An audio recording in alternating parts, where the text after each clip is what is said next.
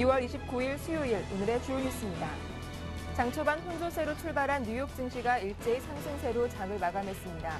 다우지수가 2008년 이후 처음으로 13,000선 돌파로 마감했고 애플도 사상 최고치를 경신했습니다. 유럽 주요 증시가 그리스 우려에도 불구하고 경기지표 호전 소식에 힘입어 상승으로 마감했습니다. 영국 런던 증시도 0.21% 올랐고 독일과 프랑스 증시도 모두 강보합으로 장을 마감했습니다. 국제유가는 미국의 내구재 주문이 급감했다는 소식에 이틀째 하락했습니다. 전날보다 2달러 1센트 하락한 배럴당 106달러 55센트에 거래를 마쳤습니다. 유로존 정상들이 유로 안정화 기구 확충을 논의할 것이라고 기대를 모았던 내달 2일 정상회의가 열리지 않을 전망이라고 로이터 통신이 보도했습니다. 미국의 소비자 신뢰지수가 고용 개선 기대감 등에 힘입어 1년 내 최고 수준을 기록했습니다. 지난 2월 소비자 신뢰지수가 70.8을 기록해 전문가 예상치를 크게 상회했습니다.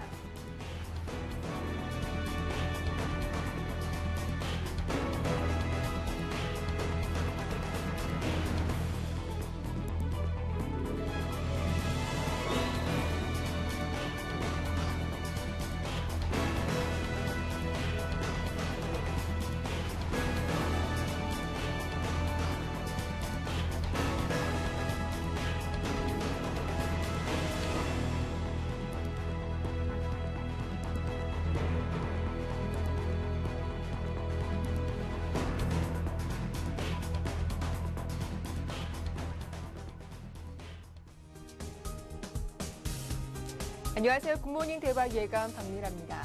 장 초반 혼조세로 출발한 뉴욕 증시가 악재보다는 호재에 더 민감하게 반응했죠.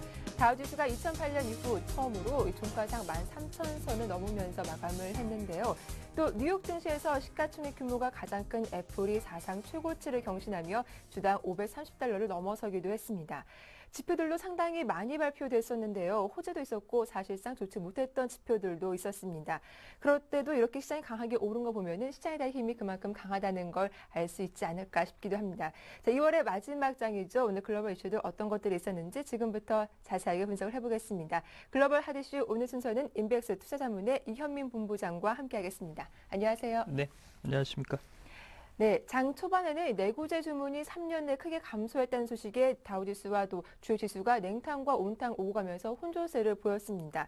하지만 소비자 신뢰지수가 예상치를 크게 웃돌았다라는 소식에 모두 다 상승으로 마감했었는데 특히 다우지수가 13,000선 돌파했다라는 건 눈여겨볼 수 있을 것 같습니다. 어떻게 마감됐습니까? 네, 말씀 주신 대로 종가 기준으로 13,000포인트의 다우지수가 오른 것은 약 4년 가까이 된 그런 흐름이라고 볼 수가 있겠습니다.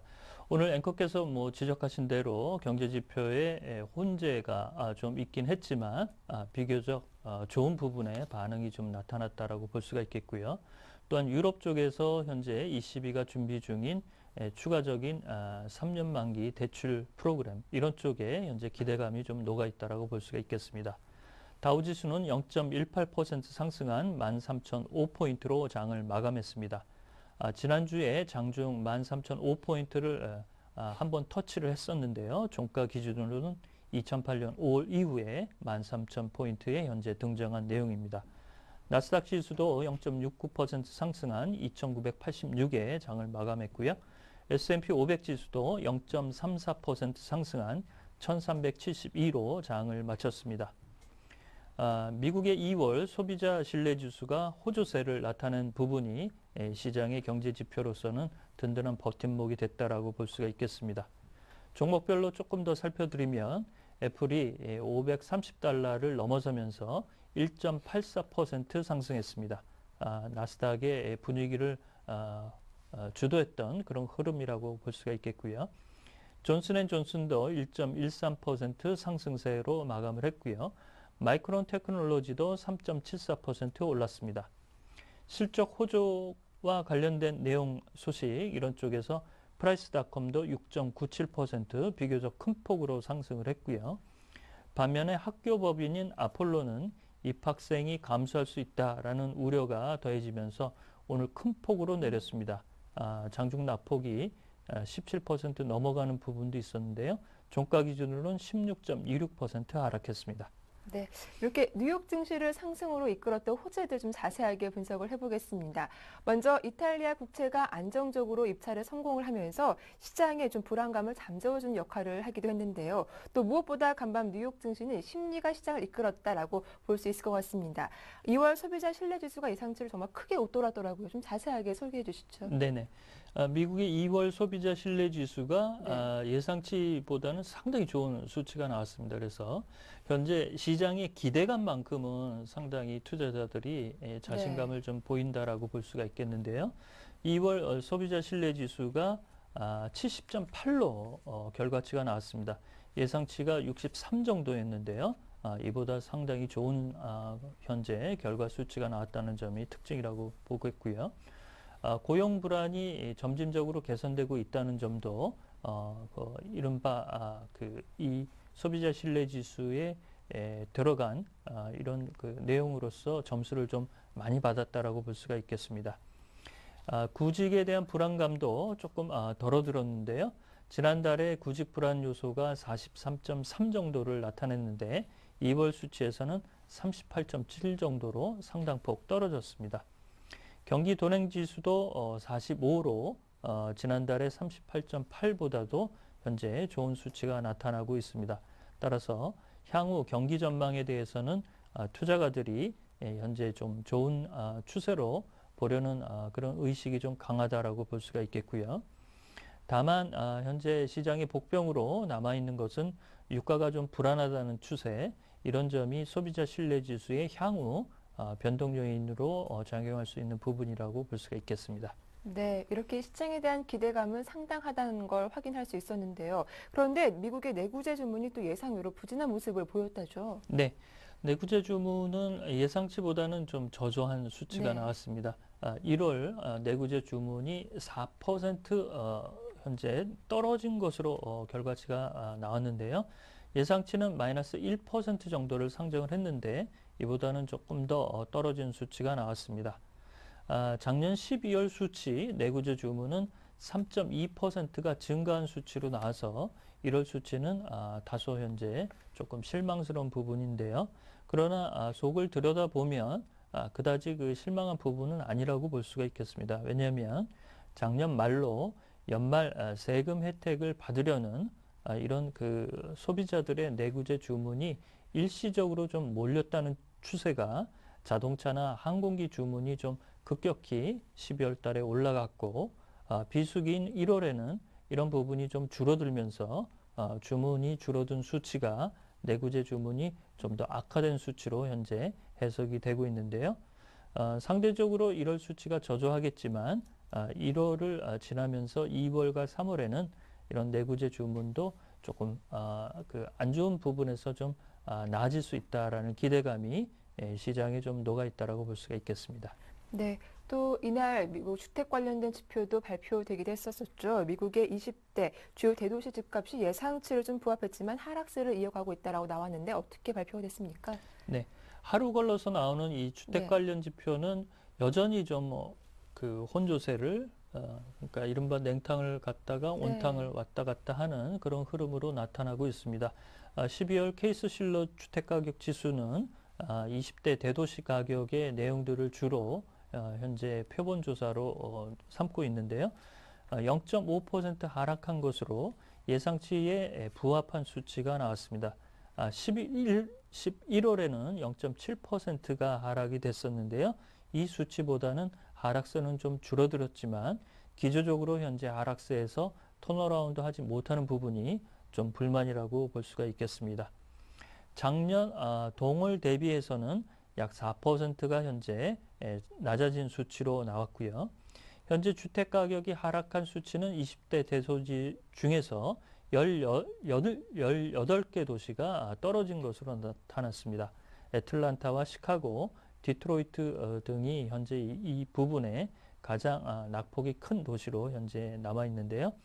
따라서 가격 하락은 좀 지속되고 있다는 점, 이런 점이 좀 불만이긴 한데 오늘 이 케이스 실러의 주택 지수를 이른바 입안한 로버트 실러 교수가 한 그 경제방송에 출연을 해서 추가적으로 주택 가격의 회복세는 조금 더딜 것이다라는 예상을 했습니다. 그래서 최근에 그 주택 가격을 현재 수준에서 주택 구입에 적기다라고 이른바 워렌 버핏이나 부동산의 백만장자인 도널드 트럼프 등은 이런 부분에 이제 좋은 식견을 가지고 있는데 학자적인 관점에서는 주택 경기에 좀 부진을 지적했다는 점이 특징이라고 볼 수가 있겠습니다. 네, 이렇게 주택 관련된 지표 내용까지 미국 정리해봤습니다. 이어서 유럽 증시 마감 상황도 정리해볼 텐데요. 유럽 주요국 증시도 모두 상승으로 마감을 했었었죠. 네, 유럽 증시의 상승에 배경이 된 것은 네. 역시 이제 그 ECB의 추가적인 양적 완화 정책과 관련된 29일 수치 이런 부분이 네. 어떻게 나올 것인가 이런 기대감이 좀 녹아 있다라고 볼 수가 있겠습니다. 독일의 닥스 지수가 0.56% 상승한 수치로 장을 마쳤고요. 영국의 FTSE 지수도 0.21% 상승했습니다. 프랑스의 CAC 지수도 0.36% 상승을 했는데요. 오늘 이탈리아의 국채가 비교적 시장에서 좋은 흐름을 가져가면서 낙찰 금리가 내렸다는 점, 그 다음에 유로존의 2월 경기 신뢰 지수가 1월보다 상승했다는 점이 시장의 호재로 작용을 했습니다. 종목별로는 유가의 하락 영향 이런 부분에서 영국의 툴로우 오일이 1.5% 하락세를 보였지만 HSBC 홀딩스는 1.1% 상승하면서 전반적으로 금융주의 움직임은 비교적 좋은 흐름이 영국 증시에서 나타났습니다. 그리스 증시에서는 그리스 내셔널 은행이 6.7% 내리는 등 은행주의 흐름은 조금 좋지 않았고요. 그다음에 프랑스에서는 엘피다의 파산보호 신청으로 ST 마이크로 일렉트로닉스가 6.9% 오르는 등 이른바 엘피다와 관련된 종목들의 움직임이 조금 더 세계 증시에서 스포트라이트를 받았다라고 볼 수가 있겠습니다. 네, 유럽 증시도 좀 우려스러운 부분이 있긴 있었습니다. 유럽연합이 유로존의 구제금융기금 확충 문제를 논의하기 위해서 이번 주 개최할 예정이었던 EU 정상회담을 취소하겠다라고 밝히기도 했는데 그 이유 좀 자세하게 들려주시죠. 역시 독일이 이 부분에 대해서 아직 결론을 못 내렸다는 점이 그 회의를 연다고 해도 실제적으로 돈을 가장 많이 지원할 수 있는 독일이 핵심적인 키를 가지고 있다는 측면에서 보면 독일의 이런 내용들이 아직 구체적으로 그 내용이 나오지 못한 점이 이른바 수년의 배경이 됐다라고 볼 수가 있겠습니다.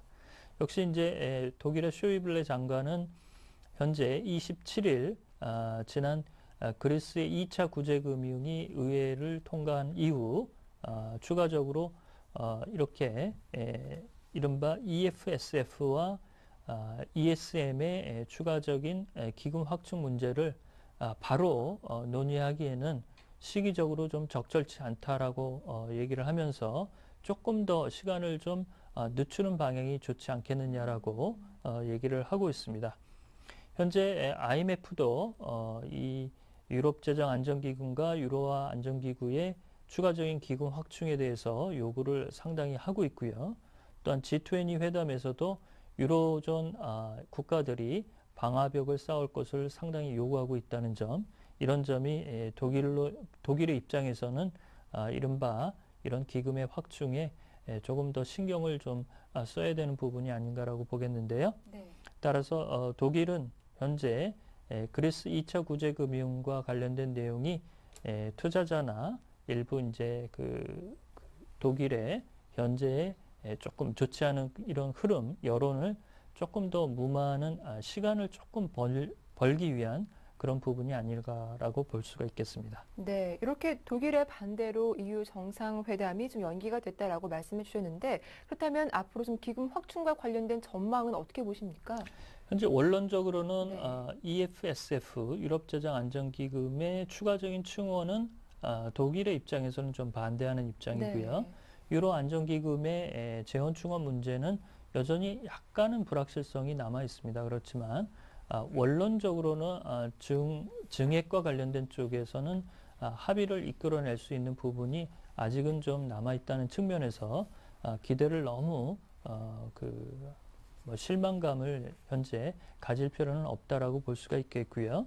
현재 독일의 입장에서는 3월 중순 유로존 재무장관 회의나 아니면 이보다 조금 더 늦은 3월 후반부쯤에 이 내용에 대해서 전반적으로 좀 토의를 통해서 이른바 결론을 좀 도출해낼 이런 공산을 가지고 있는 것으로 관측되고 있습니다. 네, 다음은 2차 장기 대출 프로그램이죠. 아직까지 그 규모는 확정되지 않고 있지만 우리 시간으로 오늘 밤 시행이 될 텐데 이 내용 좀 자세하게 짚어봐 주시죠. 네, 이 내용이 이제 뭐 1월 달에도 얘기가 좀 있었고요. 네. 2월 달에도 얘기가 있었는데 기금의 규모 면에서는 이제 어느 정도까지 은행들이 신청하느냐를 봐야 되기 때문에 아직은 이제 조금 뭐 설왕설래가 좀 있습니다만 1차 작년 12월이었죠. 523개 은행에 4,890억 유로 정도 수준은 될 것이다라는 부분에서 많게는 약 7천억 유로 정도까지도 올라갈 수 있지 않겠느냐라고 얘기를 하고 있습니다만 현재까지는 뭐 이 수치 정도 수준에서 정해질 것으로 관측되는 부분이 대체적인 중론이라고 볼 수가 있겠습니다. 다만 이제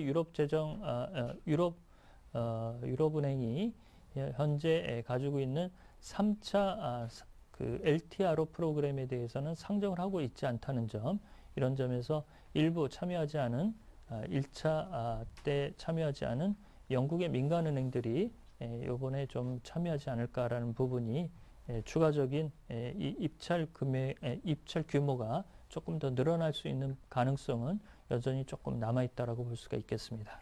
네, 이제 3월이 되면은 글로벌 증시에서도 선거 열기가 불 텐데요. 50여일 앞으로 다가온 프랑스 대선에서 지지율 선두를 달리고 있는 프랑스와 올랑드 사회당 후보가 부자들에 대해서 압박을 더 강화하겠다는 입장을 밝혔다고요. 네, 이 올랑드 후보가 네. 현재까지는 사르코지 그 후보보다 현재 대통령이죠. 조금 더 지지율이 높게 나오고 있는 상태입니다. 올랑드 후보가 현재 그 새벽에 그 이른바 유럽 증시에서 나온 얘기로는 연봉이 100만 유로, 우리나라 원화로 환산하면 연봉이 약 15억이 넘어가는 이른바 좀 고소득자에 대해서는 소득과세를 크게는 75%까지 부과하겠다라는 내용을 현재 밝히고 있어서 상당히 현재 좀 불만들이 많은 부분이 현재 올라오고 있는 상태입니다. 다만 현재 사르코지 현재 대통령보다 지지율이 좀 높다는 점, 이런 점이 좀 불안 요소라고 하겠는데요. 이런 점에서 일부 이제 프랑스의 소득이 많은 고소득층이 스위스나 벨기에로 현재 이민을 가려는 부분도 나타나고 있다는 점이 특징이라고 할 수가 있겠습니다. 프랑스는 현재 이른바 금융거래세의 토빈세라고 불리는 이런 부분도 현재 적극적으로 개진을 하고 있는 그런 와중에서 이렇게 이른바 고소득층에 대한 소득과세를 강하게 드라이브 하겠다라는 사회당 올랑드 후보의 이런 흐름들이 다소 이제 부자들한테는 조금 볼멘 소리가 나오는 부분이 아닌가라고 볼 수가 있겠는데요.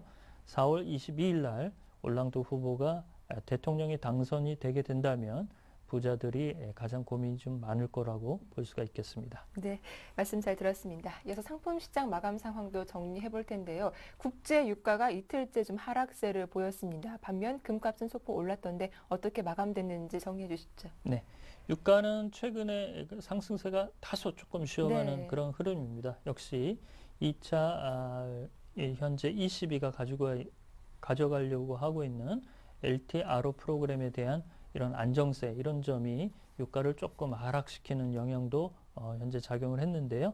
서부 텍사스산 원유 가격은 2달러 1센트 하락한 106달러 55센트에 마감을 했습니다. 금 가격은 소폭 상승을 했는데요. 달러와 대비 유로화가 조금 강세를 가져가면서 금 가격은 온스당 0.8%가 상승한 1788달러 40센트에 마감을 했습니다. 네, 이어서 오늘 밤 주요 일정도 정리해 주시죠. 네, 오늘 네. 발표될 경제 일정들이 꽤 많습니다. 이 중에서 몇 개만 좀 추려서 말씀을 드리겠는데요. 4분기 국내 총생산 미국의 GDP 수정치가 발표가 됩니다. 현재 잠정치는 2.8% 정도로 나와 있는데요. 이 정도 수치가 현재 수정치에서 나올 것으로 얘기가 되고 있고요. 4분기 개인 소비 증가율 수치도 발표가 됩니다. 예상치는 현재 2% 안팎이 될 것으로 보이고 있고요. 그다음에 주간 원유 재고 수치도 발표가 되는데요. 160만 3천 배럴이 이전 수치였습니다. 이 정도 수치에서 현재 변동 요인을 좀 간파하려는 그런 흐름이고요. 그다음에 연준의 베이지북이 발표된다는 부분이 현재 대기 상태로 남아 있습니다. 네, 말씀 잘 들었습니다. 지금까지 인백스 투자자문의 이현민 본부장과 함께했습니다. 수고 많으셨습니다. 네.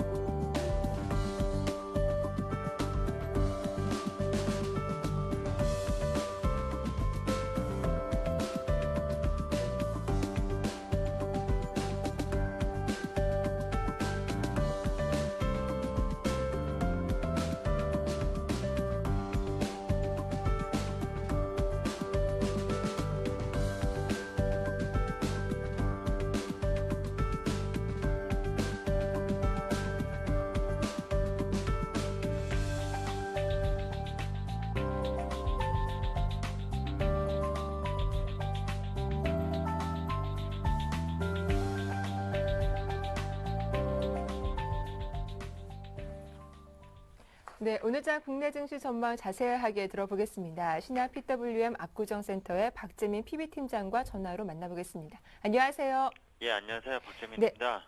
뉴욕 증시가 새로운 레벨로 올라섰습니다. 다우지수가 종가상 13,000선을 돌파했는데요. 이 경기 지표들 쪽에서도 악재보다는 호재에 민감했던 것 같습니다. 오늘장 전망 어떻게 보십니까? 예, 소비자 신뢰지수라고 해가지고 시장 예상치를 훌쩍 뛰어넘은 점이 아무래도 미국 증시 심리적 저항선이 13,000선 돌파에 가장 큰 기여를 했다고 일단 설명을 드리겠습니다.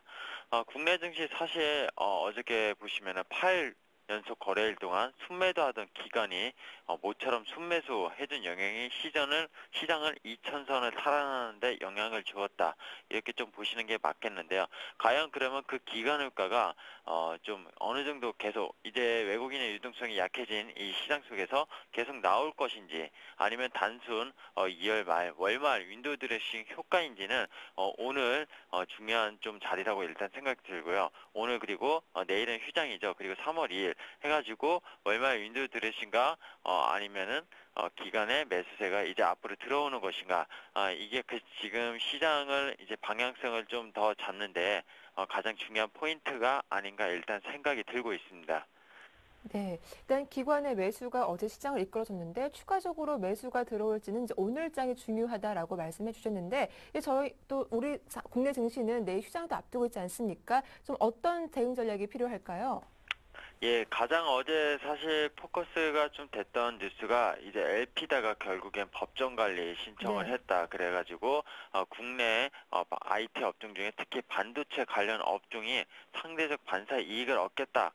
했기 때문에 하이닉스가 어제 6% 이상 상승을 했고요. 삼성전자도 좀 이제 크게 상승하는 모습을 보였었는데 결국에 IT 업종 최근에 N저 현상이 이어지면서 좀 실적에 대한 어떤 부담감이나 수출에 대한 어떤 실적 부담감이 있었지만 엘피다의 파산 결국 파산으로 인해서 반도체 관련 IT주들의 고공행진이 이어질 수 있을 것이다. 하이닉스가 어제 이제 기관과 외국인이 350만 주 거의 1,000억씩 양쪽에서 이제 쌍끌이 매수가 들어왔는데요. 그만큼 그 투자 반사 이익 결국에 국내 반사이익이 상당히 클 것으로 기대가 됐기 때문에 그런 쌍끌이 매수가 상당하게 크게 좀 들어왔다 이렇게 좀 보시는 게 맞을 것 같고요. 그로 인해서 국내의 반도체 관련 장비주들이나 아니면 하이닉스 같은 이제 삼성전자 같은 계속 그런 IT 업종들이 상대적으로 좀 셀 수 있겠다 시장에서 이렇게 좀 보시는 게 맞을 것 같습니다. 그리고 최근에 에너지 가격 어제 밤사이 유가는 좀 떨어졌는데 2%대. 하지만 에너지 가격 상승이 지금 만만치 않습니다. 그래서 종합상사라든지 원자재 관련주들 계속 좀 우상향 중을 좀 기록하고 있는데 고려한 같은 경우에도 금값이랑 은값이 지금 또 다시 재차 오르게 되니까 시장에서 상당히 센 모습을 보이고 있죠. 그리고 일본의 원자력 발전소 결국에 폐쇄에 따른 대체 에너지로 LNG에 대한 수요가 늘어나고 있습니다. 그래서 앞서 말씀드렸지만 종합상사 그리고 LNG 관련 설비 업체들 뭐 한국카본 화인텍, SK 뭐 이런 업체들의 이런 종목들의 상승이 행보장에서도 눈부시고 있습니다. 그래서 계속 실적과 연동해 가지고 눈여겨 좀 살필 필요가 있겠고요. 앞서 말씀드렸었는데요. 3월 8일 분명 선물옵션 동시 만기일 앞두고서 프로그램 매물 압박은 지금 우려가 되고 있는 상황은 분명합니다. 2월 시장 오늘 거래일로 마감인데요. 유럽 리스크 이제 상반기 어려울 것이라는 전망과 달리 상당히 1월달, 2월달 그래도 상당히 코스피 강세를 보였다. 이렇게 좀 보시는 게 맞을 것으로 보이고요. ECB의 LTRO 실행이 이제 돈줄 유동성이 풀리면서 외국인의 힘으로 증시를 끌어올렸지만 솔직히 삼성전자나 현대차 초대형주를 빼고는 사실 밑에서 올라온 폭이 위에서 떨어진 폭보다 크지 않았습니다. 그래서 기존 투자자들 입장에서 증시가 2000선이라고 해도 투자 심리는 지금 낮을 것이라고 판단이 됩니다. 그래서 몇 개 종목을 빼고는 개별 종목 빼고는 개걸음을 보인 정도 이렇게 증시가 많이 기었습니다. 사실 이 이유로는 펀드 환매 물량이 계속 나왔기 때문입니다. 펀드 환매 물량에 대해서 어느 특정 종목에 대해서 기관이 집중을 하거나 외국인도 시가총액 높은 걸로 집중을 했기 때문에 이런 상대적 박탈감이 상당히 심한 시장인데요. 펀드 환매 지금 15일째 지속이 되고 있습니다. 그래서 펀드 환매 지속으로 대형주는 지금 사실 오르기 쉽지 않다. 이렇게 한 번 더 말씀을 드리고 싶고요. 여전히 중소형주가 또 좀 투자 유망하다 이렇게 말씀드리고 싶고 그중에서도 IT 부품주 그리고 휴대폰 부품주 결국에는 아이패드 3가 다음 달에 또 출시된다고 합니다. 그래서 애플이 밤사이 2% 이상 오르는 모습을 보였는데 애플과 같이 삼성전자에서도 계속 태블릿 PC라든지 그런 관련 기계들을 신종을 내면서 그런 IT 부품주들에 대한 기대감이 커져가고 있기 때문에 IT 부품주들 상당히 매매하시는데 상당히 좋다 이렇게 좀 말씀을 드리고 싶습니다. 네, 이렇게 오늘장 전망과 전략까지 자세하게 들어봤습니다. 지금까지 신한 PWM 압구정센터의 박재민 PB팀장과 함께했습니다. 도움 말씀 고맙습니다. 예, 감사합니다. 잠시 후 이슈가 이어집니다.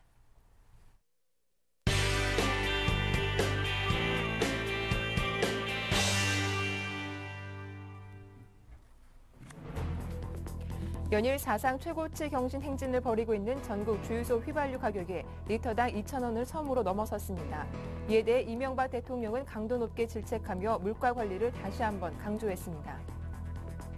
SK텔레콤에 인수된 하이닉스 반도체가 퀄컴과 손을 잡기로 했습니다.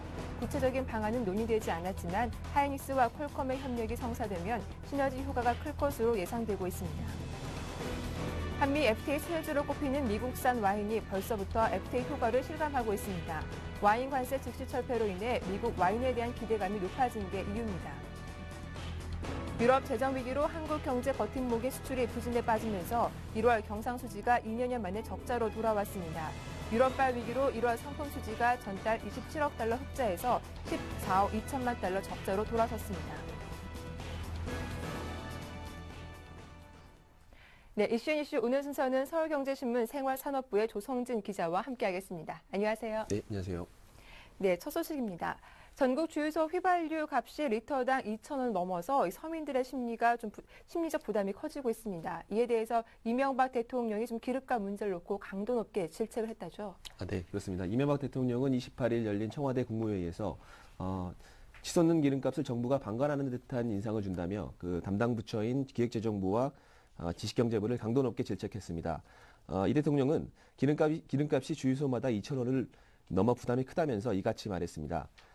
이 대통령은 일시적으로 기름값을 얼마 깎으라고 하는 건 무리한 정책이고 효과가 없다면서 정유업계에 대한 가격 압박으로 기름값 문제를 풀지 않을 것임을 분명히 했습니다. 이명박 대통령은 일본도 우리같이 원유를 수입해서 쓰는데 왜 일본은 영향을 받지 않는지, 일본과 우리는 무슨 차이가 있는지, 물가 관리를 과학적으로 하고 있는지 다시 한번 살펴보라고 지시했습니다. 기름값과 관련한 이 대통령의 말은 결국 정부가 유류세 인하 카드를 꺼내는 수순으로 이어지는 것 아니냐는 전망도 나옵니다. 특히 정부가 나서야 한다는 점을 분명히 한 만큼 주변국과 비교해 유류세를 조절하거나 제한적 인하도 가능할 것으로 예상됩니다. 현재 휘발유 1리터당 유류세 비중은 우리나라가 48%, 일본이 42% 수준입니다. 서민 물가에 직접적인 영향을 미치고 있는 설탕 직수입에 대해서도 이 대통령은 공급만 할 게 아니라 관리가 중요하다면서 과거 방식에서 탈피해서 과학적으로 고민하고 체크하라고 말했습니다. 이 대통령은 탁상 행정식 정부 정책에 대해서도 조목조목 지적했습니다. 교육과학기술부의 주 5일 수업제 보고에 대해 현장 학습이 예산 편성 없이 가능한 일이냐며 토요일에도 학교 내에서 활동할 수 있도록 연구해야 하지 않겠냐고 말했습니다. 이날 대통령의 말 한마디는 가시가 돋쳤다는 분석입니다. 최근 정치권의 공세에도 끝까지 중심을 지키겠다는 의지를 강조하고 있는 상황에서 유가와 서민 물가 등 주요 정책 과제에서 가시적인 성과를 거두지 못하는 상황이기 때문입니다. 네, 다음은 SK텔레콤에 인수된 하이닉스가 퀄컴과 손을 잡고 새 사업에 나선다면서요. 자세한 내용 좀 전해주시죠. 네, 그렇습니다. SK텔레콤과 하이닉스에 따르면 퀄컴 관계자들이 다음 달 경기도 이천 하이닉스 본사를 방문해서 서로 사업협력 방안을 논의할 것으로 논의할 예정입니다. 두 회사가 사업협력을 검토하는 건 이번이 처음입니다. 이전까지 양사의 협조는 단순한 기술 교류 수준이었습니다. 메모리 반도체 세계 2위인 하이닉스와 세계적인 모바일 칩셋 제조사인 퀄컴의 첫 협력인 만큼 이 사업협력이 성사가 되면 시너지 효과가 클 것으로 예상됩니다. 하이닉스 관계자는 퀄컴 관계자들이 내달 언제쯤 방문할지, 폴 제이콥슨 퀄컴 회장이 직접 방한할지 등은 구체적으로 정해지지 않았다고 전했습니다. 업계에서는 하이닉스의 메모리와 퀄컴의 칩셋을 패키지로 제공하는 등의 사업이 논의될 것으로 관측하고 있습니다. 양측의 사업 협력 논의에서 SK텔레콤도 주도적인 역할을 하고 있습니다. SK텔레콤은 퀄컴과 롱텀 에볼루션, 그러니까 LTE 서비스 등 통신 기술 분야에서 협력 관계를 이어왔기 때문에 퀄컴과 하이닉스의 만남을 적극적으로 중개한 것으로 전해졌습니다. 하이닉스 이사직을 겸임하고 있는 하성민 SK텔레콤 사장은 하이닉스의 퀄컴의 협력으로 하이닉스의 비즈니스 모델 확대가 기대된다고 말했습니다. 네, 다음 소식입니다. 한미 FTA 발효가 보름 앞으로 다가온 가운데 최대 수혜주로 꼽히는 미국산 와인이 벌써부터 FTA 효과를 누리고 있다고 하죠. 네, 그렇습니다. FTA로 인한 가격 인하 효과와 유통업체의 공격적인 마케팅에 힘입어서 미국산 와인의 매출이 급증하고 있습니다. 이에 따라서 그동안 프랑스, 칠레, 이탈리아가 3강 구도를 형성해온 국내 와인 시장이 프랑스, 칠레, 미국 등 신3강으로 재편될 것이라는 전망도 나오고 있습니다. 롯데백화점에 따르면 올 1월부터 지난 26일까지 미국산 와인 매출은 지난해 같은 기간보다 18% 증가했습니다. 같은 기간 전체 와인 매출 신장률인 7%를 2배 이상 웃도는 수준입니다. 롯데백화점은 이 같은 신장세가 이어질 경우 올 상반기 미국 와인 매출은 지난해 18억보다 2배가량 높은 36억대에 이를 것으로 내다봤습니다. 이탈리아 와인의 올 상반기 예상 매출이 30억 원대임을 감안하면 미국산이 이탈리아산을 넘어설 것이라는 계산도 가능하다는 얘기입니다. 롯데백화점의 한 관계자는 국내 와인 시장에서 만년 4위였던 미국산 와인이 올해부터 이탈리아 와인을 제치고 3위를 꿰찰 수도 있다고 말했습니다. 지난 1976년 프랑스 와인이 득세하던 당시 프랑스 파리에서 미국 캘리포니아 와인이 프랑스 와인을 제치고 높은 점수를 받은 파리의 심판이 세계 와인 시장의 전환점이 됐던 것처럼 한국 와인 시장에서도 한미 FTA에 힘입은 한국의 심판이 벌어질지 와인 마니아들의 관심이 모아지고 있습니다. 네, 마지막 내용이네요. 2년 가까이 이어져 온 경상수지 흑자 행진이 지난달 적자로 돌아섰습니다. 유럽 재정 위기 여파 등으로 수출이 크게 줄었기 때문인데 좀 자세한 내용 전해주시죠. 네, 한국은행은 지난달 경상수지가 7억 7천만 달러 적자를 기록했다고 밝혔습니다. 지난달 수출은 413억 5천만 달러 적자로 지난달 수출은 413억 5천만 달러로 지난해 같은 기간 대비 7% 감소했습니다. 주력 수출 품목인 승용차와 석유 제품은 수출이 둔화됐고 선박과 디스플레이 패널, 정보통신기기 등은 수출 감소세가 더 커졌습니다. 특히 유럽연합, EU 지역으로의 수출이 37.9%나 급감했습니다. 유럽 재정 위기의 여파로 유럽 지역의 소비 둔화가 가장 큰 원인으로 꼽힙니다. 반면 수입은 433억 8천만 달러로 3.3% 증가했습니다. 수출 감소로 상품 수지가 14억 2천만 달러 적자로 돌아서 서비스 수지 등이 개선됐는데도 불구하고 경상 수지는 23개월 만에 적자를 기록했습니다. 한국은행은 기업들의 연말 수출 집중과 설 영향 등으로 수출이 크게 줄었다면서 이달에는 자동차와 철강 등의 수출 호조로 경상수지가 다시 흑자로 회복할 것으로 전망했습니다. 이와 함께 지난달에는 외국인들의 국내 주식과 채권 투자가 크게 늘면서 금융계정이 12억 2천만 달러 순유입으로 전환됐습니다. 또 한국은행은 국제유가가 오르고 있지만 온유 도입량의 40%는 석유 제품으로 다시 수출되기 때문에 정제 이윤 등이 늘어 수출이 꼭 불리한 것은 아니라고 설명했습니다. 예, 말씀 잘 들었습니다. 지금까지 서울경제신문 생활산업부의 조성진 기자와 함께했습니다. 수고 많으셨습니다. 네, 감사합니다. 이어서 이슈앤 진단 함께하겠습니다.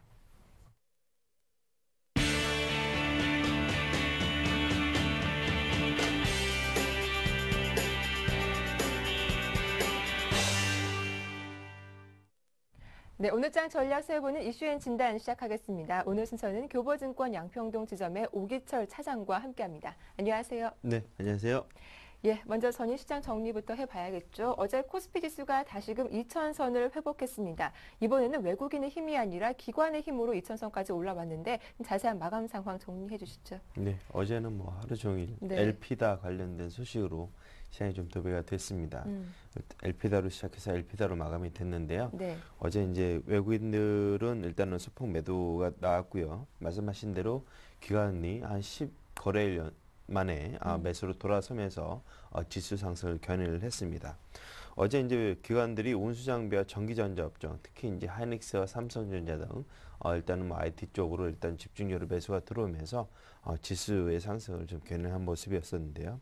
어제 코스피 지수 같은 경우는 12포인트 상승하면서 2,000선을 회복을 했습니다. 2,003포인트로 마감이 됐고요. 어제 외국인들이 약 1,000억 정도 매도에 나섰고 개인들도 1,600억 정도 매도에 나섰지만 개인이 오랜만에 10거래일 정도 만에 2,200억 정도 순매수하면서 지수의 상승을 견인하는 그런 모습을 보였습니다. 코스닥 지수도 상승은 마감했는데요. 2포인트 상승한 540포인트, 외국인들이 약 240억 정도 매수를 하면서 코스닥 역시 상승 마감시키는 모습이었습니다. 네. 어제 원달러 환율은 4원 60전 하락한 1,124.5원으로 마감이 됐습니다. 일단은 뭐 지금 어제 코스피가 반등에 성공을 했고 외국인이 이틀 연속 매도에 나선 것을 좀 약간 좀 주의를 좀 하셔야 될 것 같고요. 반도체주가 강세를 보이면서 지수 상승을 견인한 모습은 시가총액 상위 종목 중에서 삼성전자가 차지하는 비중이 한 15% 정도 되기 때문에 이 점을 본다고 하면 일단 지수 상승은 당분간 조금 더 이어지는 흐름이 좀 더 나오지 않을까 하는 시장 분위기가 객관적으로 반영된 하루였다고 볼 수 있을 것 같습니다. 예, 앞서 말씀하신 것처럼 어제장에서는 뭐 LP다 효과를 톡톡히 누리는 반도체 업체들 강세가 이어졌는데 국제 신용평가사인 피치가 이번에 삼성전자와 하이닉스의 시장 지배력은 더 강화될 것이다라고 전망을 내놓기도 했습니다. 자, 어떤 종목들이 좀 크게 수혜를 받으면서 올랐는지 좀 특징 종목들 짚어보겠습니다. 예, 뭐 말씀드린 대로 특징 네. 종목은 어제 삼성전자와 하이닉스입니다. 하이닉스가 장중에 뭐 3만 원도 넘어가는 그런 모습을 보이고 어제 6.8% 상승을 해서 마감이 됐고요. 네. 삼성전자는 1.2% 상승을 하면서 일본 반도체 업체인 세계 3위 반도체 업체였죠. 엘피다가 파산 보호를 신청하면서 급등하는 그런 모습을 보였고 이 관련된 뭐 반도체 장비주, 재료주들도 같이 급등하는 그런 모습을 보였습니다. 일단은 상승했던 종목들은 이렇고요. 하이마트가 경영진 횡령 의혹으로 이틀 연속 약세를 보인 점도 특징할 만한 그런 모습이라고 볼 수 있을 것 같습니다. 기업의 지주에서는 유진기업도 10% 이상 하락하는 그런 모습을 보였고요. 이런 대비적인 그런 모습들을 보였고 어제 이제 그 강세 업종으로는 말씀드린 반도체 IT 업종 외에도 조선 업종이 업황 개선 기대감으로 5% 넘게 상승하는 모습을 보였습니다. 대우조선행, 삼성중업, 현대미포, 현대중업, STX조선 이런 종목들이 고르게 5% 이상 상승하는 모습을 보였고요. 농업주가 이제 중국 고창지대의 62년 만에 최악의 겨울 가뭄 사태를 겪고 있다는 소식에 조비, 효성, OMB, 경농 등 농업 관련 비료주들이 급등하는 모습을 보였고요. 바이오 관련주들, 삼성의 바이오시밀러 개발과 합작법인 삼성 바이오 에피스가 공식 출범한다는 소식에 젠백스, 이노셀, 아미노로스 등이 급등하는 그런 모습들을 보였습니다. 예, 이제 오늘 밤이면 2차 LTRO가 시행될 텐데요. 유동성 확대에 따른 어떤 대응 전략 좀 필요할지 궁금합니다. 또 더욱이 3월 달이면 이제 실제 모멘텀도 서서히 드러날 텐데 어떤 대응 전략 좀 필요할까요? 네, 2차 LTRO가 이제 시작이 되는데요. 네. 일단은 뭐 지금 그 1차 LTRO 실행 이후에 상당히 크게 유동성이 공급이 되면서 증시에 상당히 큰 보탬이 됐던 것이 사실입니다. 그렇지만 2차가 이제 실행이 되면 1차만큼 이렇게 크게 기저 효과가 나타날 가능성은 그렇게 커 보이지는 않습니다. 그렇기 때문에 일단은 외국인들이 그러한 유동성 공급에 의해서 국내 시장에 이미 충분하게 매수가 들어왔기 때문에 2차 가 시행이 된다 하더라도 1차 때만큼 이렇게 급격하게 매수가 더 추가적으로 유입이 될 가능성은 그렇게 커 보이지 않기 때문에 이 점은 좀 주의를 하셔야 될 것 같고요. 그리고 이제 어제 그 LPDAP 관련해서 삼성전자와 하이닉스 등이 이제 큰 수혜를 입기는 했지만 일단은 그 말씀하신 대로 공급이 이제 시장 장악력이 커진다고 하면 반도점 그 관련된 소송에 들어갈 가능성이 있습니다. 그렇기 때문에 이 점은 좀 유의를 하셔야 될 것 같습니다. 그리고 꼭 국내 시장만의 그 수혜가 아니라 미국의 사회 업체인 마이크론도 수혜를 볼 수가 있기 때문에 이러한 점들은 꼭 국내 시장에 온전히 다 수혜가 몰릴 것이다 하는 것은 좀 주의를 하셔야 될 것 같습니다. 이 점을 한번 말씀을 드리고요. 국내 증시는 지난 2개월 동안 지속된 랠리에 따른 차익 실현 욕구와 유가 상승에 맞물리면서 좀 쉬어가는 국면이 계속적으로 연출이 되고 있습니다. 간밤에 마감된 미국 증시 다우지수가 13,000을 일단은 종가로 마감이 됐기 때문에 심리적으로는 상당히 좀 여유로운 하루가 되지 않을까 싶고요. 세계적인 정책 공조에 따른 유동성 확대의 긍정적 영향은 중장기적으로 지속될 전망입니다. 그렇지만 외국인의 태도 변화 가능성, 선물 옵션 만기 부담, 실적 모멘텀 약화 등 일단 하락 리스크에 주의를 하셔야 될 것 같고요. 일단 경상수지가 이제 적자로 돌아섰다는 점도 좀 주의를 하셔서 시장을 좀 대응을 하시는 것이 좋을 것 같고, 업종으로는 IT, 반도체를 중심으로 IT와 조선기계, 은행, 건설업종을 중심으로 해서 단기 트레이딩 국면으로 좀 접근하시는 것이 좋을 것 같습니다.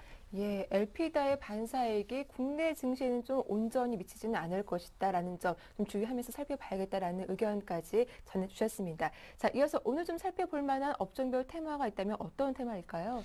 일단 뭐 그럼에도 불구하고 네. 관심을 가져야겠죠. 일단 뭐 수혜가 있을 것은 확신하니까요.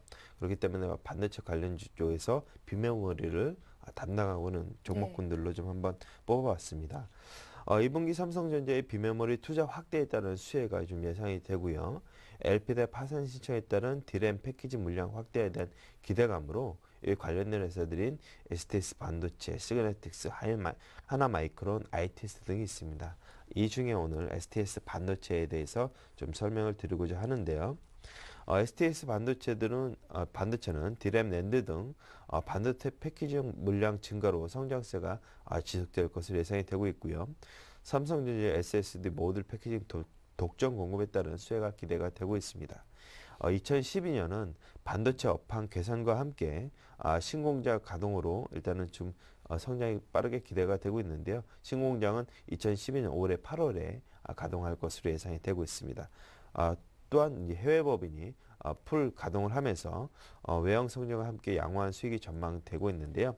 올해 매출액은 전년 대비해서 약 20% 정도 증가한 5천억대를 기록할 것으로 예상이 되고 있고, 영업이익은 25% 증가한 330억, 순이익은 105% 증가한 230억 정도가 전망이 되고 있습니다. 일단 4분기에는 일회성 비용 등으로 인해서 실적이 좀 좋지는 않았지만 이러한 모습들을 좀 다 극복하고 좋은 흐름으로 나타날 것으로 예상이 되고 있는데요. 일단 차트 한번 보면서 말씀을 드리도록 하겠습니다. 차트 한번 보시면 지난 11월 달, 9월 달부터 11월 달까지 주가가 상당히 강하게 상승하는 모습을 보였고요. 이후에 이제 한 5개월 정도 10,000원 정도 부근에서 횡보하는 모습을 보이고 있다가 최근에 다시 기관들의 매수가 유입이 되는 모습을 보이고 있습니다. 일단 이평선도 다 밀집이 됐고요. 지수는 상방향으로 턴할 그런 모습을 보이고 있는데요. 일단은 매물대를 보게 된다 그러면 10,000원부터 11,000원 사이에 일단 매물대가 지난 11월, 12월 달에 있는 것을 볼 수가 있습니다. 그렇다면 최근에 거래량이 약간 좀 미진한데요. 이런 거래량이 증가를 하면서 11,000원 정도를 뚫는다고 하면 주가가 한 번 더 강한 상승 모멘텀을 받을 가능성이 있습니다. 지금은 분할해서 매수하는 국면으로 삼아 주시고요. 올 한 해 STS 반도체뿐만 아니라 반도체 장비들 업종들 비매를 전체적으로 네. 삼성에 대한 투자가 늘어날 시기이기 때문에 관심을 갖고 꾸준히 계속해서 보시는 것이 좋을 것 같습니다. 그렇다면요, 이런 삼성전자 같은 대형주보다 좀 중소형주에 투자하는 게 지금 더 필요하다고 보시는 건가요? 일단은 뭐 지금 네. 삼성전자는 워낙 원톱으로 이제 강하게 가기 때문에 네. 삼성전자는 계속 좋은 흐름이 나타날 것 같습니다. 그렇지만 지금 현재 120만 원이라는 그런 가격대가 분명히 부담스러운 점은 뭐 틀림없을 것 같습니다. 그렇기 때문에 이런 점들에 비춰서 삼성전자를 직접적으로 매매하지 못하시는 분들이라면 관련된 업종, 반도체 관련 주로 매수를 좀 눈을 돌려보시는 것도 하나의 방법이 될 수 있을 것 같습니다. 네, 의견 잘 들어봤습니다. 지금까지 이슈앤진단 오늘 순서는 교보증권 양평동 지점의 오기철 차장과 함께했습니다. 도움 말씀 고맙습니다. 네, 감사합니다. 네, 굿모닝 대박 예감 1부 순서는 여기서 마치겠습니다. 저희는 잠시 후 2부로 다시 인사드리겠습니다. 고맙습니다.